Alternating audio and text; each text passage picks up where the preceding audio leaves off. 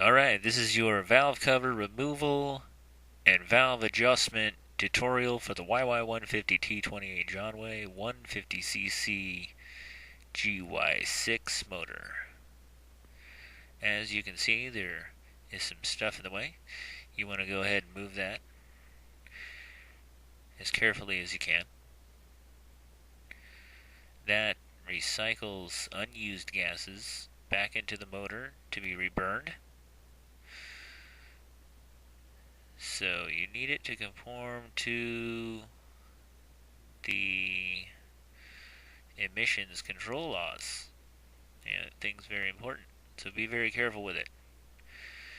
Don't damage it. Gently cut it out there. Mine's mounted there for some reason. Yours may be a little different. I'd consult the manual.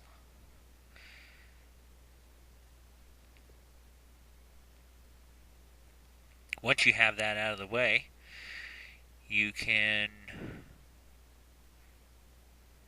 go ahead and tie that over to the side. And then get your needle nose pliers out and remove that retaining clip.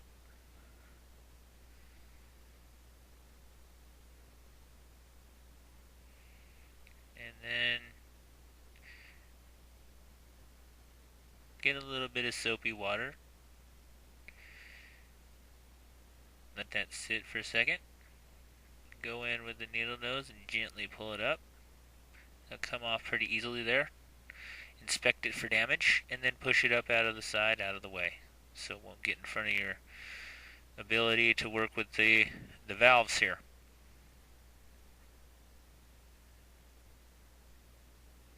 Clean the fitting off in the head, around the head, down around the valves. Make sure there's no dirt and debris about. You do not want dirt or debris to get down into your valve cover. That is not a good thing. If there is dirt and debris in your valve cover when you open it up, I think that's bad. I don't know. Yeah, it probably is bad. Anyway, after you've cleaned the valve cover off, go ahead and select your socket, which is an 8mm. Once you have that 8mm socket selected, go ahead and put an extension on there, which will allow you to easily get to 3 of the bolts. The 3 bolts that I'm talking about is top left, top right, and the lower left. Now, to get to the lower right, you have to fabricate this tool right here. This is an 8mm socket attached to a Allen key. This is why I'm calling this the Redneck Edition. Adapt, overcome. So what we got here is an 8mm socket attached to an Allen key, a 6 Allen key, I believe. Now I'm going to go ahead and show you the set itself. That way you can look at the set of Allen keys. Here they are. They're the metric set. Along with, in the background, there's the feeler gauge set with all the different gaps. So I use that to go ahead and break free the one at the bottom there. Once you have those broken free, the valve cover should come off freely. Now there's a seal in there. Sometimes they come out, sometimes they don't. Little black seal around the edge. Now before you do anything else to the engine, you're going to want to make sure it's at top dead center. How you do this is by over here by the chain, there's a little wheel. And on the little wheel, you will see 3 holes. 2 small holes on the bottom and 1 big hole on the top. That's how you know your motor is top dead center. Now if it's not like this, you're going to want to turn it that way. You can do it, turn it by turning it down at the magneto using a 12 to 13 socket. Once you have that motor in that configuration, you will see the holes line up perfectly like that. Another way you can tell it's lined up also is down by the magneto. There should be a magnet and then a black mark or a mark on the body saying where those line up. Once that is all lined up, that means it's in time. So once that's all lined up, get a pretty stiff feeler gauge, probably the stiffest one, and look for excessive rocker arm play. If there's too much rocker arm play, then that means the rocker arms are going to be rattling around in there inefficiently and possibly damaging your motor.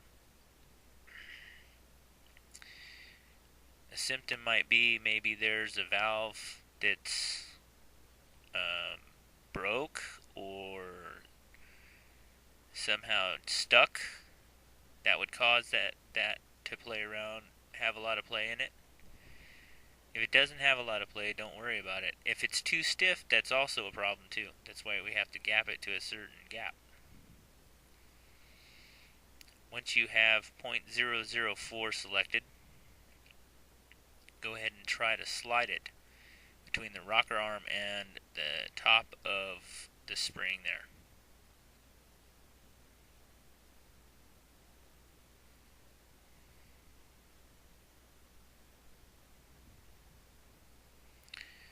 It should slide between there pretty easily once you have the retaining nut loosened and the adjustment screw adjusted back a tiny bit. I'm doing it with my hands